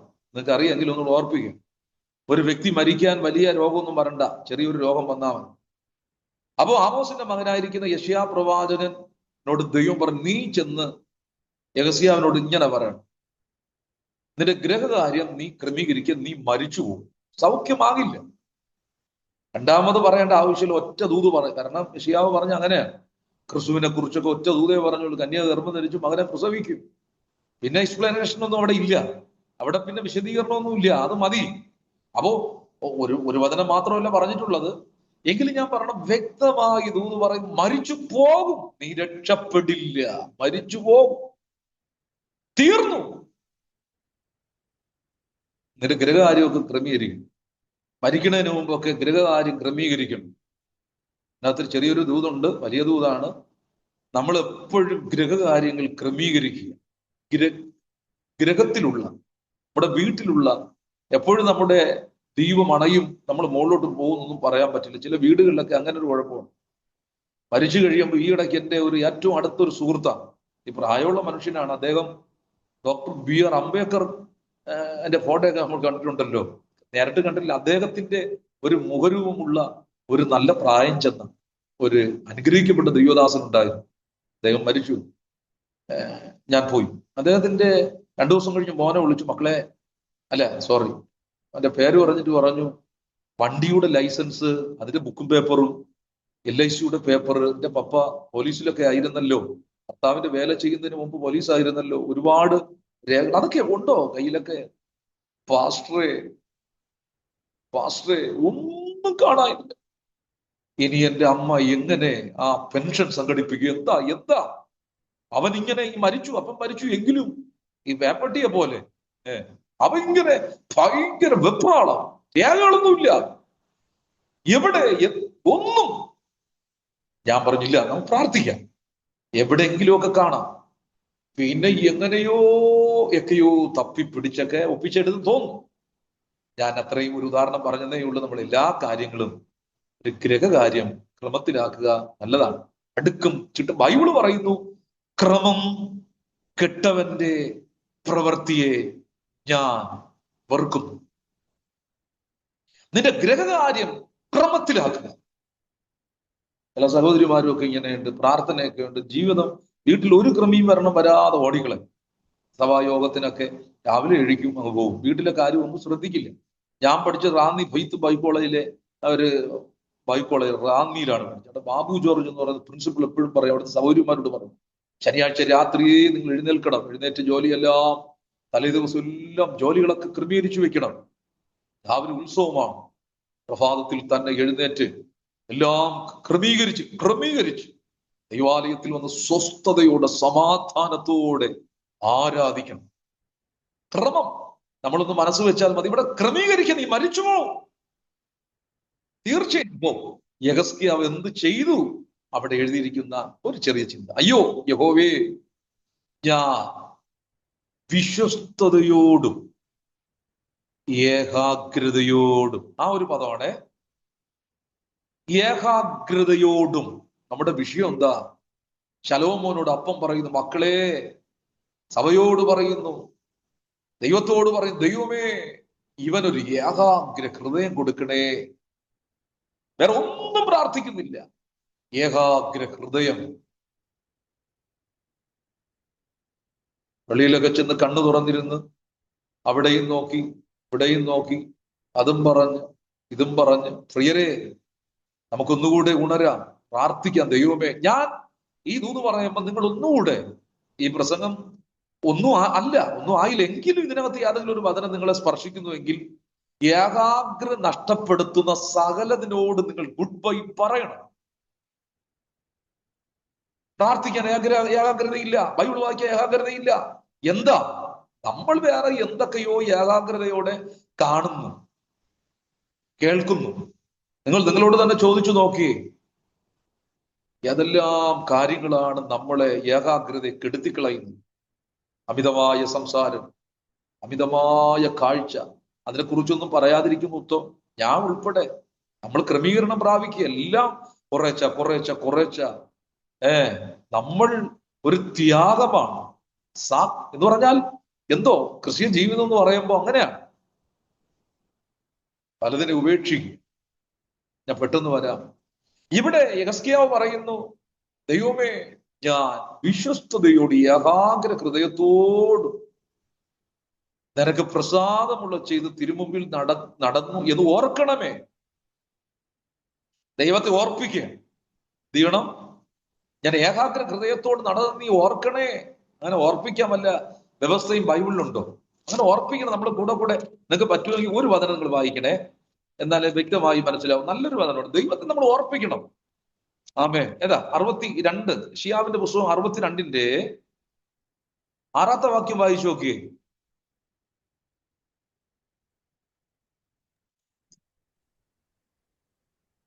6, 7. യെരൂശലേമേ, ഞാൻ നിന്റെ മതിലുകളിന്മേൽ കാവൽക്കാരെ ആക്കിയിരിക്കുന്നു. അവർ രാവോ പകലോ ഒരിക്കലും ഇല്ലാതിരിക്കയില്ല. യഹോവയെ യഹോവയെ ഓർപ്പിക്കുന്നത് വരെ നിങ്ങൾ സ്വസ്ഥമായിരിക്കും. ദൈവത്തെ ഓർപ്പിക്കണമെന്നൊരു പ്രമാണമുണ്ട്. ഈ സഭയിൽ വന്ന് നിന്ന് പരസ്യമായിട്ട് ഓർപ്പിക്കുകയല്ല. ദൈവമേ, ഞാൻ കഴിഞ്ഞ ആഴ്ച ഇത്രയും ദശാംശം കൊടുത്തു, എത്ര മണിക്കൂർ പ്രാർത്ഥിച്ചു, ഓർക്കണേ. അങ്ങനെയല്ല, രഹസ്യമായി പറയുക. അപ്പനോട് പറ, അപ്പച്ച ഓർക്കണം, ഞാൻ ഇതൊക്കെ ചെയ്തിരിക്കുകയാണ്, നീ ഓർക്കണം. അത് പേഴ്സണലായിട്ട് വ്യക്തിപരമായി നമ്മൾ പിതാവിനോട് പറഞ്ഞ് പ്രാർത്ഥിക്കണം. ഇവിടെ ഓർക്കണമേ, ഞാൻ ഏകാഗ്രത ഹൃദയത്തോടെ നടന്നത് ഓർക്കണേ. ഇതെങ്ങനെ കിട്ടിയല്ലേ ഈ രാജാവിന്റെ ഏകാഗ്രത? ഒരു പ്രജയല്ല, രാജാവാണ്. ഒരു രാജ്യത്തിലെ രാജാവാണ്. ഒരുപാട് യുദ്ധം, ചുറ്റുപാടുള്ള ശത്രുവിന്റെ ആക്രമണങ്ങൾ, ഒരു രാജ്യത്തിലെ എല്ലാ കാര്യങ്ങളും അതിന്റെ പരമ അധ്യക്ഷൻ, എല്ലാം നിയന്ത്രിക്കണം, എല്ലാം കൈകാര്യം ചെയ്യുന്ന, ഒരുപാട് വെല്ലുവിളിയിലൂടെ കടന്നുപോയ മനുഷ്യൻ. നേരത്തെ പറഞ്ഞതുപോലെ ചുറ്റുമുള്ള രാജ്യങ്ങൾ സൻഹരീബ് എന്ന് പറയുന്ന മഹാസാമ്രാജ്യത്തിലെ മഹാരാജാവ് ഇതാ യുദ്ധം ചെയ്യാൻ വന്നു. എന്തെല്ലാം പ്രതിസന്ധി. അതിന്റെ നടുവിലൊക്കെ ഇതെങ്ങനെ തനിക്കൊരു ഏകാഗ്ര ഹൃദയം കിട്ടി? അവൻ പറയുന്നത് ഏകാഗ്രതയോടെ. അപ്പൊ കഴിഞ്ഞ ആഴ്ചയും ഞാൻ ഞായറാഴ്ച ആരാധനയ്ക്ക് പോയേ ഏകാഗ്രതയോടെ. ആ ദൈവദാസൻ വന്ന് ആദ്യം പ്രാർത്ഥിച്ചു തുടങ്ങി അക്ഷരം മുതൽ അദ്ദേഹം പ്രാർത്ഥിച്ചു തീർന്ന ഓരോ വാക്കുകളും എന്റെ അനുഗ്രഹത്തിന് വേണ്ടിയാണ് പ്രാർത്ഥിച്ചത്. അത് ഞാൻ ശ്രദ്ധയോടെ, ഏകാഗ്രത. അത് കഴിഞ്ഞ് രണ്ടുപേർ വീണ്ടും പ്രാർത്ഥിച്ചു ശ്രദ്ധയോടെ, ഏകാഗ്രതയോടെ. അത് കഴിഞ്ഞ് പാട്ടുപാടി ഏകാഗ്രതയോടെ ഞാൻ കേട്ടു. അത് കഴിഞ്ഞ് പ്രബോധനം ഏകാഗ്രതയോടെ, പ്രസംഗം, ആശീർവാദം, വീടെത്തി, അത് മുതൽ ഇതുവരെ ഇങ്ങനെ ഏകാഗ്രതയോടെ അത് കേൾക്കുന്നു, ധ്യാനിക്കുന്നു. അതാണ് എന്റെ ചിന്ത. എന്റെ മനസ്സ് അതിനോടാണല്ലോ പറ്റിയിരുന്നത്. ദൈവമേ, ഞാൻ പള്ളിയിൽ പോയി ഉറങ്ങിയില്ലല്ലോ, മയങ്ങിയില്ലല്ലോ, അതും ഇതൊന്നും പറഞ്ഞ് സമയം വേസ്റ്റ് ആക്കിയില്ലല്ലോ. സന്ധ്യപ്രാർത്ഥനയായിരുന്നാലും പ്രഭാത പ്രാർത്ഥനയായിരുന്നാലും ബൈബിൾ വായിച്ചാലും എന്റെ ഹൃദയം നീ കാണുന്നല്ലോ, ഏകാഗ്രതയോടുകൂടി ആയിരുന്നല്ലോ. നീ ഒന്ന് ഓർക്കണേ. നിസാര കാര്യമൊന്നും അല്ല കേട്ടോ ഏകാഗ്ര ഹൃദയം. ദൈവം നോക്കുകയാണ്, സ്വർഗത്തിൽ നിന്ന് നോക്കും. നമ്മൾ തുടങ്ങിയത് അവിടെ നിന്നാണ്. യഹോവയുടെ തങ്ങൾ ദൈവം നോക്കുന്നു സ്വർഗത്തിൽ നിന്ന്. ബൈബിൾ പറയുന്നു, യഹോവയുടെ കണ്ണ് എല്ലായിടം കൊണ്ട് നല്ലവരെയും ആദാകത്തവരെയും നോക്കിക്കൊണ്ടേയിരിക്കുന്നു. ശലോമോൻ പറയാണ് സദൃശവാക്യത്തിൽ, യഹോവയുടെ കണ്ണ് എല്ലായിടവും കൊണ്ട് ആകാത്തവരെയും നല്ലവരെയും നോക്കിക്കൊണ്ടേയിരിക്കുന്നു. അവൻ മനുഷ്യപുത്രന്മാരെ മുഴുവനും നോക്കുന്നു. വെളിപ്പാട് പുസ്തകത്തിൽ പറയുന്ന അഗ്നിജ്വാലയ്ക്കൊത്ത കണ്ണുകൾ. ദൈവം നോക്കുന്നത് നിന്നിൽ എന്തുണ്ട്. ബാങ്കിൽ പണമുണ്ടോ, അതുണ്ടോ, ഇതുണ്ടോ, 10 പാട്ടറിയാമോ, അതാന്നല്ല. നിന്റെ ഹൃദയത്തെ നോക്കുന്നു. ഏകാഗ്രതയുണ്ടോ, ജാഗ്രതയുണ്ടോ ഹൃദയത്തിൽ? അതാണ് ശലോമോൻ തന്നെ എഴുതിയിരിക്കുന്നത്. പൂർണ്ണ ഹൃദയത്തോടെ സകല ജാഗ്രതയോടും കൂടെ നിന്റെ ഹൃദയത്തെ നീ കാത്തുകൊള്ളുക. ജീവന്റെ ഉത്ഭവം അതിൽ നിന്നല്ലോ. സകല ജാഗ്രതയോടും കൂടെ നിന്റെ ഹൃദയത്തെ കാത്തുകൊള്ളുക. ജീവന്റെ ഉത്ഭവം, കൃപയുടെ ഉത്ഭവം. ബാക്കി നിന്റെ ജീവിതത്തിന്റെ സകല നന്മയുടെ ഉത്ഭവം നിന്റെ അകത്ത് എഞ്ചില്ല. ഏകാഗ്രത. എന്നെ ശബ്ദം കേൾക്കുന്ന പ്രിയ സഹോദരിമാരെ, സഹോദരങ്ങളെ, നമ്മൾക്ക് ഒരുപാട് അനുഗ്രഹിക്കപ്പെട്ടു. എനിക്കറിയാം, ഒരുപാട് അനുഗ്രഹിക്കപ്പെട്ടവരാണ്. ഒരു കാലത്തൊന്നുമില്ലായിരുന്നു. ബുദ്ധിമുട്ടും പൈതാഹവും വിദേശത്തു നിന്ന് കൊണ്ടുവരുന്ന ഒരു സോപ്പിന് വേണ്ടി അല്ലെങ്കിൽ ഒരു പെർഫ്യൂമിന് വേണ്ടിയൊക്കെ നീ ആഗ്രഹിച്ചു. അതെല്ലാം ദൈവം തന്നു. ഒരുപാട് വാരിക്കോരി കാറും വണ്ടിയൊക്കെ തന്നു. പക്ഷെ ഒന്ന് നമ്മൾ ശോധനയാ കേട്ടോ. ഇന്ന് ഏകാഗ്രതയുണ്ടോ? ഇല്ലെങ്കിൽ നമുക്ക് ഇന്ന് മുതൽ ഞാൻ ഉൾപ്പെടെ നമ്മളൊക്കെ ഈ വചനം പറയുമ്പോൾ തന്നെ നമുക്കുള്ള ദൂതാണ്. സ്തോത്രം. ചിലയിടത്തൊക്കെ നമ്മൾ പ്രസംഗിച്ച് കഴിയുമ്പോൾ നമ്മൾ ആശ്ചര്യപ്പെട്ടു, ദൈവമേ എത്രയും വലിയ ദൂത് ഇത് എവിടെ നിന്ന് വന്നു, നമ്മൾ തന്നെ പേടിച്ചു. ഞാനും ഇത് പറയുമ്പം എനിക്ക് ഇന്നും ഒരു പടി കൂടെ അനുഗ്രഹിക്കപ്പെടാൻ, നമ്മൾ കേൾക്കും തോറും അനുഗ്രഹിക്കപ്പെടണം. പ്രിയ ദൈവമക്കളെ, ഏകാഗ്രത. അങ്ങനെ യെഹെസ്കേലാവ് രക്ഷപ്പെടാൻ ഒരു കാരണം ഏകാഗ്ര ഹൃദയം. ഏകാഗ്രതയോടെ നടന്ന് ഓർക്കണേ. ദൈവം പെട്ടെന്ന് അങ്ങനെ ഓർത്തു. അല്പനേരം മൗനം ഓർത്തു. ശരിയാ, യഹൂദയിൽ നൂറുകണക്കിന് ആയിരക്കണക്കിന് ഒരുപക്ഷെ ലക്ഷക്കണക്കിന് വിശ്വാസികളുണ്ട്. എല്ലാ വിശ്വാസികളും യഹൂദന്മാരല്ല, ദൈവത്തിന്റെ ജനമാണല്ലോ. ദൈവം നോക്കിയപ്പം യവനൊരു പ്രത്യേകത, ആർക്കും ഇല്ലാത്ത പ്രത്യേകത. ശരിയാണല്ലോ, യവൻ ഈ സാധാരണക്കാരനല്ല, യവൻ ഭയങ്കര ഏകാഗ്രതയുള്ളവനാണല്ലോ. എന്നെ ആരാധിക്കുമ്പോഴൊക്കെ പള്ളിയിലുമൊക്കെ വരുമ്പം ബൈബിൾ എടുക്കുമ്പോഴും കുറുപ്പമേ ചുരുളുകൾ എടുക്കുമ്പോഴും ആ ദൈവമായിട്ടുള്ള ബന്ധത്തിൽ ഭയങ്കര ഏകാഗ്രതയുള്ളവനാണല്ലോ, അതീവ ശ്രദ്ധ. ശരി. എന്നാ ഇവൻ ഇപ്പം ഞാൻ അങ്ങ് വിളിച്ചാൽ മരിച്ചാൽ ഭൂമിയിൽ ഒരു ഏകാഗ്രത ഉള്ളവൻ കുറയും. കിടക്കട്ടെ 15 സംവത്സരം കൂടി. ദൈവം അവന്റെ കണ്ണുനീർ കണ്ടു. നമ്മൾ കരയുമ്പോ എന്തെങ്കിലും നമുക്കൊരു ക്വാളിറ്റി ഉണ്ടാകണം. പ്രാർത്ഥിക്കാനും കരയാനും ഒക്കെ എല്ലാവർക്കും അറിയാം, എല്ലാം അറിയാം. നമുക്ക് എന്തൊക്കെയോ വ്യത്യസ്തമായിരിക്കുന്ന ചില ബൈബിളിൽ ഇങ്ങനൊരു വാക്യമുണ്ട്. ഈ ആസയുടെ കാര്യം നേരത്തെ പറഞ്ഞു, യഹോശാഫാത്തിന്റെ കാര്യം. അദ്ദേഹം ആഹാബ് കൂടെ കൂട്ടുകൂടി യുദ്ധം ചെയ്യാൻ പോയി ശത്രുവിനോട്. കഷ്ടിച്ച് യഹോശാഫാത്ത് ജയിച്ചു, ആഹാബ് മരിച്ചു. അവരുടെ ലക്ഷ്യം ആഹാബ്. പക്ഷേ കഷ്ടിച്ച് രക്ഷപ്പെട്ടു. വീട്ടിൽ വന്നവൻ ദൈവം യഹോശാഫാത്തിനോട്, എടാ നിന്നിൽ ഞാൻ ഒരു നന്മ കണ്ടതുകൊണ്ട് ഞാൻ നിന്നെ കൊല്ലാതെ വിട്ടു. ഒന്നുകൂടി പറയാം, യഹോശാഫാത്തെ നിന്നെ രക്ഷപ്പെടുത്തി കൊണ്ടുവന്ന നിന്നിൽ ഞാൻ ഒരു നന്മ കണ്ടു. ദൈവത്തിന് മുമ്പിൽ ഏറ്റവും വലിയ നന്മ ഏകാഗ്രതയോടെ ദൈവത്തെ സേവിക്കുന്നതാണ്. ദൈവം യെശയ്യാവിനോട് പറഞ്ഞടാ, നിനക്ക് നീ ചെന്ന് പറ, പ്രാർത്ഥന കേട്ടു, കണ്ണുനീർ കണ്ടിരിക്കുന്നു, ആയുഷ് കൂട്ടിത്തരും. ബാക്കി ഒരുപാട് വന്ന് പറ്റിയ രോഗം എന്താണെന്ന് നേരത്തെ പറഞ്ഞു. അല്ലെ ക്യാൻസറും അറ്റാക്കൊന്നും അല്ല. അവിടെ എഴുതിയിരിക്കുന്നു മൈക്കുരു, ഒറ്റ മൈക്കുരു എന്നുള്ള പദം ഇവിടെ എഴുതിയിട്ടുണ്ട്. യോബിന്റെ ശരീരം മുഴുവനും മൈക്കുരുവായിരുന്നു, അല്ലേ? പരുക്കൾ, മൈക്കുരു ഇവിടെ എഴുതിയിട്ടുണ്ട്. അവിടെ മൈക്കുരു എന്ന് പറയുമ്പോൾ ഒന്ന് ചെറിയ ഒരു മൈക്കുരുവാണ് രാജാവിന്റെ ജീവനെ കെടുത്താൻ കാരണം. മരിച്ചില്ല. അപ്പോ നമ്മളൊക്കെ മരിക്കുക ഒരു കൊച്ചു കാര്യം മതി, കൊച്ചു രോഗം മതി ദൈവം നടത്തുന്ന വിധങ്ങൾക്ക്. അപ്പോ ഏകാഗ്രതയുണ്ടെങ്കിൽ ഒന്നാമത്തെ അനുഗ്രഹം കണ്ടല്ലോ. വേറെ വല്ലതും പറയണം? ഒരുപാട് അനുഗ്രഹങ്ങൾ. അതുകൊണ്ട് സഭയെ നോക്കി പൗലൂസ് ഇങ്ങനെ പറഞ്ഞു. ആ വാക്യം കൊണ്ട് നമുക്ക് വായിക്കാമോ സിസ്റ്റർ? അത് വായിച്ച് നമുക്ക് പ്രാർത്ഥിക്കേ. 2 കൊരിന്ത്യർ 10-ാം അധ്യായം 2-3 വാക്യം വായിക്കാം.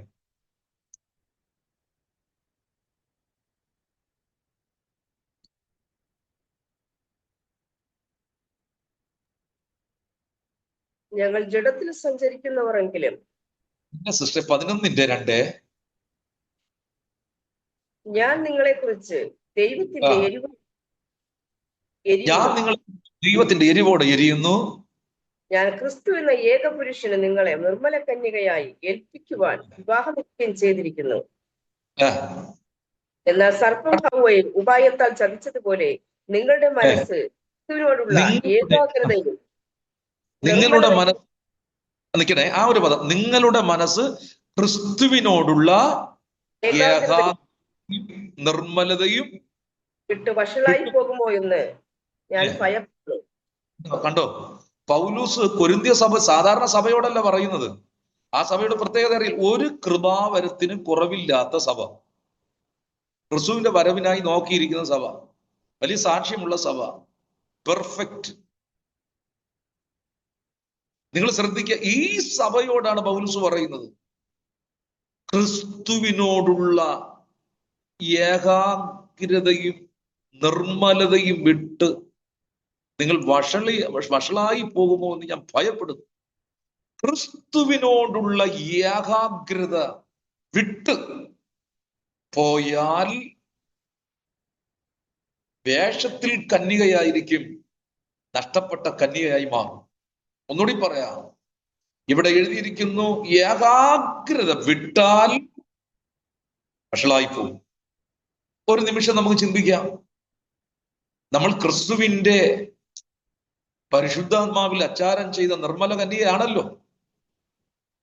ക്രിസ്തുവിനോടുള്ള ഏകാഗ്രത എപ്രകാരമാണെന്ന് ചോദന ചെയ്യാം.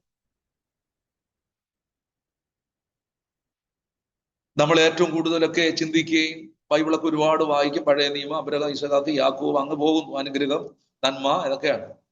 പക്ഷെ ആ ക്രിസ്തുവിനോടുള്ള ഏകാഗ്രത, ഈ ശബ്ദം കേൾക്കുന്ന പലരും രക്ഷിക്കപ്പെട്ട് സ്നാനപ്പെട്ട് പരിശുദ്ധാത്മാവിൽ നിറഞ്ഞ് ആരാധിച്ചപ്പോൾ ക്രിസ്തുവിന്റെ രൂപം നിങ്ങളുടെ മുമ്പിൽ എപ്പോഴും വന്ന് നിൽക്കുമായിരുന്നു. ഫോട്ടോ കാണുന്ന രൂപമല്ല, ആ തേജസ്. പ്രാർത്ഥിക്ക എന്ന് പറഞ്ഞാൽ നിങ്ങൾ ഊണിലും ഉറക്കത്തിലും ഭയങ്കര ദൈവമായിട്ടുള്ള ഏകാഗ്രത, ജാഗ്രത, ദൈവത്തിന്റെ ആ ബന്ധം ഭയങ്കര. ഇതിനകത്തിരിക്കുന്ന ചിലർ പറഞ്ഞു, രാത്രി ഉറങ്ങി വരുമ്പം മരിച്ചാൽ മതി, യേശുവിനോട് രക്തസാക്ഷിയാവാം, എന്റെ ജീവൻ അങ്ങ് തരാം, രക്തസാക്ഷിയാകും എന്ന് പറഞ്ഞു. ഇതിനകത്തുണ്ട് ക്രിസ്തുവിന് വേണ്ടി എന്തും ഏതുമാകുവാൻ വേണ്ടി യേശു ക്രിസ്തുവുമായി ബന്ധം. ഇപ്പം ദൈവവചനമൊക്കെ കേൾക്കുന്നു, എല്ലാം ചെയ്യുന്നു, ക്രിസ്തുവുമായിട്ടുള്ള ബന്ധമൊക്കെ പലർക്കും അന്യമായി പോയി. കാരണം ക്രിസ്തുവിനോടുള്ള ഏകാഗ്രതയില്ല. പലർക്കും വാഗ്ദത്ത വചനങ്ങളോടുള്ള ഏകാഗ്രത, നന്മകളും അനുഗ്രഹങ്ങളും എങ്ങനെ പ്രാപിക്കാമെന്ന ഒരു വേണം. പക്ഷേ ക്രിസ്തുവിനോട്, യേശു ക്രിസ്തുവിനോട്, ആ ക്രൂശിൽ കിടക്കുന്ന ക്രിസ്തുവിനോട്, വെളിപ്പാട് പുസ്തകത്തിൽ എഴുതിയിരിക്കുന്ന തേജസ്കരിക്കപ്പെട്ട ക്രിസ്തു, ആ ക്രിസ്തുവുമായിട്ടുള്ള ഏകാഗ്രത ഒക്കെ പലർക്കും അങ്ങ് പോയി. യാഗവീടും എല്ലാം പൊളിഞ്ഞ് നമുക്ക് മടങ്ങി വരാം. ക്രിസ്തുവിനോടുള്ള ഏകാഗ്രത നഷ്ടപ്പെടുമോ? നഷ്ടപ്പെട്ട പോയി. ശലോമോന്റെ പ്രാർത്ഥനയിൽ തീ ഇറങ്ങി, ആലയം പണിതു കേട്ടോ. അവിടെ ഭയങ്കര പേടിയാവും. ഒന്ന് രാജാക്കന്മാരുടെ പുസ്തകം 11 മുതൽ വായിക്കുന്നു, ആഗാമിന്റെ ഫറവോന്റെ മകളെ കല്യാണം കഴിച്ചു. അത് കൂടാതെ ആ കനാലിലുള്ള 7 ജാതികൾ, അമോന്യർ, മോവാബിയർ എന്ന് പറയുന്ന എല്ലാ ജാതിയിൽ നിന്ന് കല്യാണം കഴിച്ചു. താഴോട്ട് വരുമ്പോൾ എഴുതിയിരിക്കുന്നു 700 കുലീന പത്നിമാർ, ഭാര്യമാർ, 300 വെപ്പാട്ടിമാർ. ശലോമോനോട് ദൈവം നേരത്തെ പറഞ്ഞു, ഇണയില്ല, പിണ കൂടരുത്, ജാതികളുമായിട്ട് സമ്മിശ്ര ബന്ധം ഉണ്ടാകരുത് എന്നൊക്കെ ശലോമോനോട് അവിടെ എഴുതിയിട്ടുണ്ട്. ഇതൊന്നും കേൾക്കാതെ, അത് കാരണം ഈ സ്ത്രീകൾ നിന്റെ ഹൃദയത്തെ വലിച്ചുകൊണ്ട് പോകുമെന്ന് അവിടെ എഴുതിയിട്ടുണ്ട്. ശലോമോൻ അങ്ങനെ ദൈവവുമായി പറ്റിയിരുന്നു. അവന്റെ മനസ്സ് ദൈവവുമായി ചേർന്നിരുന്ന ശലോമോൻ, അവന്റെ ഹൃദയം ഏകാഗ്രത നഷ്ടപ്പെട്ടു. അവിടെ എഴുതിയിരിക്കുന്നു, അവൻ ദൈവത്തോടുള്ള ഏകാഗ്രത നഷ്ടപ്പെട്ടു എന്ന് എഴുതിയിരിക്കുന്നു. അവൻ വഷളത്വം പ്രവർത്തിച്ചു. ദൈവം ഇറങ്ങി വന്ന് വിലക്കി, അവന്റെ ഏകാഗ്രത പോയി. അടുത്തെഴുതിയിരിക്കുന്നു, ദൈവ കോപം യെരൂശലേമിൽ വന്നു. ശലോമോന്റെ രാജ്യം 2 പിളരാൻ കാരണം ശലോമോന്റെ ഏകാഗ്രത ഇല്ലാതെ. നമ്മുടെ ജീവിതത്തിൽ ഒരുപാട് തെറ്റുപറ്റി, കുറ്റങ്ങൾ വന്നു, ആർക്കും ഭവിക്കാത്ത ഭയങ്കര വേദനകൾ, നിരാശകൾ വന്നു, മരണം വന്നു. കാരണം പൗലോസ് പറഞ്ഞ, മാനമുണ്ടെങ്കിൽ അപമാനമുണ്ട്, സൽകീർത്തി ദുഷ്കീർത്തിയുമുണ്ട്, ഇതൊക്കെ വരാം. പക്ഷെ അതിൽ വീണ് കിടക്കുകയല്ല. നമ്മൾ എന്ത് ചെയ്യണം? വചനം പറയുന്നു, നമ്മുടെ കുറവുകൾ സംബന്ധിച്ച് ഏകാഗ്രതയ്ക്കായി മടങ്ങി വരണം. വചന വായനയിൽ ക്രിസ്തുവിന് പുതിയ നിയമം വായിക്കണം, ലേഖനങ്ങൾ വായിക്കണം, വെളിപ്പാട് വായിക്കണം. കാരണം നമ്മൾ കർത്താവിന്റെ വരവിൽ കൈവിടപ്പെട്ടു പോകൽ. അപ്പൊ ഏകാഗ്രത കണ്ടോ? ഏകാഗ്രതയുടെ വിഷയം കണ്ടോ? ഒരുപാട് വിഷയങ്ങളുണ്ട്. മക്കതോനിയ സഭയെ കുറിച്ച് പറയുന്നു, അവർ അനുഗ്രഹിക്കപ്പെട്ട സഭയാണ്. അവർ വിശ്വാസം, അനുസരണം, പൂർണ്ണ ജാഗ്രതയുള്ളവരായിരുന്നു. കൊരിന്ത്യ ലേഖനം, 2 കൊരിന്ത്യ ലേഖനത്തിൽ വായിക്കുന്നു. 8-ാം അധ്യായം നിങ്ങൾ വായിക്കണം. മക്കതോന്യ സഭകളുടെ പ്രത്യേകത, മഹാകഷ്ടതയിലായിരുന്നിട്ടും ജാഗ്രത, ഏകാഗ്രതയുള്ള സഭയായിരുന്നു. അതുകൊണ്ടാണ് സന്തോഷ സമൃദ്ധി എന്നൊക്കെ പറയുന്നത്. എന്നാൽ ലാസ്റ്റ് സഭ, ലവോദിക്യ സഭ, നമ്മുടെ കാലയളവിൽ ഇപ്പോഴത്തെ സഭയെക്കുറിച്ച് പറയുന്നു, നിനക്ക് ധനമുണ്ട്, എല്ലാമുണ്ട്, നീ അരിഷ്ടനാണ്, കുരുടൻ എന്നെല്ലാം പറഞ്ഞു വന്നിട്ട് പറയുന്നു, സഭയെ നീ ജാഗ്രതയുള്ളവനായിരിക്കുക. അടുത്ത് പറയുന്നത് മാനസാന്തരപ്പെടുക. ഈ കാലഘട്ടത്തിലെ സഭയുടെ പോക്ക് നോക്കി എല്ലാ സൗഭാഗ്യങ്ങളും ലഭിച്ചു, ജാഗ്രത നഷ്ടമായി. ഏകാഗ്രത നഷ്ടമായ സഭയെ നോക്കി ദൈവം പറയുന്നു, ഞാൻ വാതിൽക്കൽ നിന്ന് മുട്ടും. ഇന്ന് പല സഭകളിലും, സഭ എന്ന് പറഞ്ഞ വ്യക്തിപരം പലരുടെയും ഹൃദയത്തിൽ വന്ന് മുട്ടിക്കൊണ്ടിരിക്കണം. അകത്ത് ക്രിസ്തുവില്ല, സഭകളിലും ഇല്ല. പള്ളിക്കകത്ത് മുഴുവനും പ്രസംഗവും പാട്ടും പ്രാർത്ഥനയൊക്കെ വേറെ ലെവലാണ്. ഒരു എന്താ, ഈ ഇടയ്ക്ക് ഞാൻ വടക്കൊരു കല്യാണത്തിന് പോയി, അടൂര് പന്തളത്തെവിടെ കല്യാണമൊക്കെ കഴിഞ്ഞ് ഭക്ഷണം കഴിക്കാൻ നേരത്തിന് അച്ഛൻ വന്നൊരു പ്രാർത്ഥന, ഭക്ഷണത്തിന് മുമ്പ് നല്ല ഭയങ്കര വെടിക്കെട്ട് ഒരു ഒരു ഒരു ഒരു മർത്തോമ സഭയിൽ ഞാൻ ചിന്തിച്ചോണ്ട്, ഈ പ്രാർത്ഥന വെടിക്കെട്ട് പ്രാർത്ഥന നടത്തിയിട്ട് ഓഡിയൻസിനോട് പറയുന്നു, ഇത് ഞങ്ങളുടെ സഭയിലെ ചടങ്ങാണ്. അപ്പൊ അവർക്ക് ഈ പ്രാർത്ഥനയും കൂദാശയും ഒരു ചടങ്ങായി. ഇന്ന് നമ്മുടെ സഭകൾ ചടങ്ങായി തീർന്നുകൊണ്ടിരിക്കുമ്പോൾ കർത്താവിന്റെ വരെ വീണു പോകാതിരിക്കാൻ ക്രിസ്തുവിനോടുള്ള ഏകാഗ്രത, ജാഗ്രത. സ്തോത്രം. യഹോവയുടെ കണ്ണില്ല, യഹോവയുടെ കണ്ണ് തങ്ങൾ ഏകാഗ്ര ചിത്തന്മാരായിരിക്കുന്നു. ഒരുപാട് വചനങ്ങൾ ലളിതമായി പറഞ്ഞു, ഒരു പ്രസംഗമായിട്ട് കാണണ്ട, ഒരു ഉപദേശമായി കാണുക, ശാന്തമായി പറഞ്ഞു. നമുക്ക് ദൈവത്തോട് പറയാം, ദൈവമേ എന്നെ ഭയപ്പെടുവാൻ ഒരു ഏകാഗ്ര ഹൃദയം നൽകണമേ. നമുക്കൊരു വാക്ക് കണ്ണടച്ച് പ്രാർത്ഥിക്കാമോ? നന്മ അനുഗ്രഹമൊക്കെ നമ്മുടെ പിന്നാലെ വരും. സ്തോത്രം.